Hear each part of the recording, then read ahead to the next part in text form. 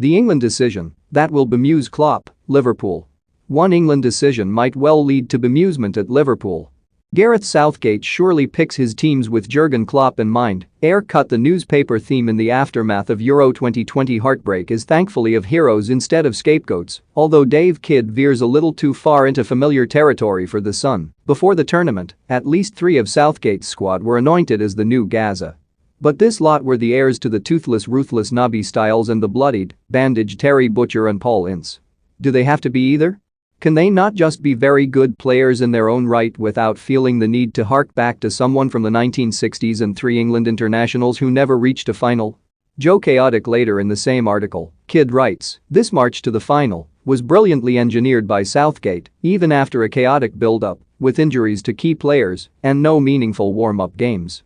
The warm-up games seemed entirely as meaningful as they could be, giving Bukayo Saka, Tyrone Mings and Calvin Phillips opportunities to impress and letting England test their defensive resolve." But it is interesting to see Kidd refer to a chaotic build-up. On June 6 it was a surely much worse nightmare build-up.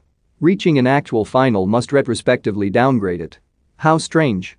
Just kidding, fans across the nation were left to rue yet another defeat as England's nearly men trooped off in tears. But Southgate's kids applauded fans and left the pitch with their heads held high. Nick Parker, The Sun. From men to kids in the space of 7 words is impressive enough. But the kids in that starting side had an average age of over 26 years, and 3 players in their 30s, featured in comparison to 4 players aged 22 or under.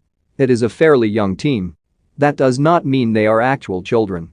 End of the line. The Liverpool Echo have watched Euro 2020 entirely through the prism of Jordan Henderson's experience, and that is fine. He is the player they are most familiar with, the one they ordinarily report on the most.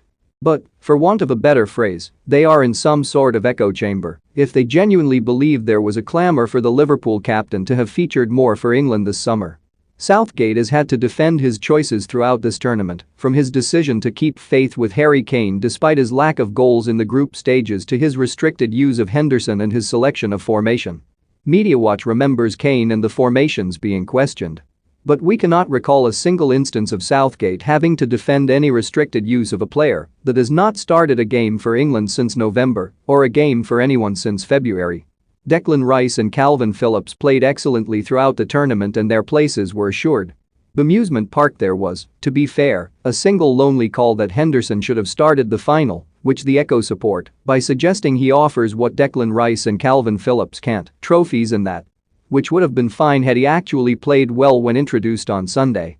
In their own player ratings they say Henderson's passing was a little loose at times and his removal ahead of penalties was probably for the best. The Liverpool captain provided much needed energy, but few would argue he is ahead of either Rice or Phillips in that regard. By the end they seem to reluctantly accept that Southgate probably got the call right not to start Henderson, to substitute him on, and then to substitute him off. But this closing paragraph is just weird. On the basis of his 3 Lions managerial career so far, you'd expect him to keep getting such big calls right, even if they are sick could end up causing bemusement in Jurgen Klopp's office at the Oxa Training Centre in Kirkby if his Liverpool captain remains on the bench.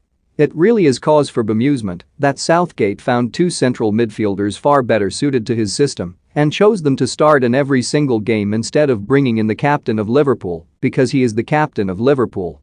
Awful, awful, awful. Is there any surprise that in an all-white Australian newsroom in this febrile climate, this vile headline can be posted on Twitter, then quietly deleted after a surge of complaints without an apology or any accountability?